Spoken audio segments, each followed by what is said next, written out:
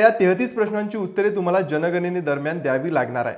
पहिल्यांदाच भारतामध्ये आता डिजिटल प्रकारे जनगणना होणार आहे। यामध्ये एक अधिकारी तुमच्या घरी येऊन डिजिटल प्रकारे तुमची जनगणना करणार आहे आणि तुम्हाला हे 33 प्रश्न विचारणार आहे। आता हे प्रश्न कोणते, चला जाणून घेऊया।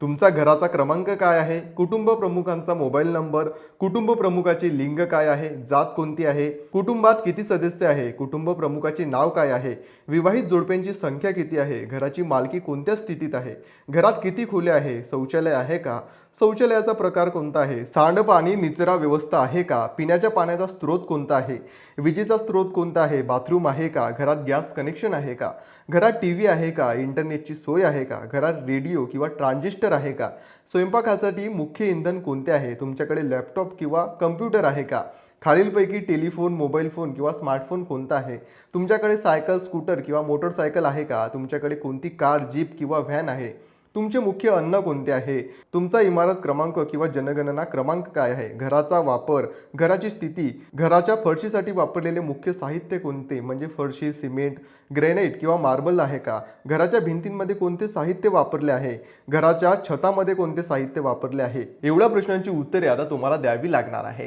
त्यामुळे या सर्व प्रश्नांची उत्तरे तयार ठेवा आणि महत्त्वाची माहिती जास्तीत जास्त शेअर करायला विसरू नका।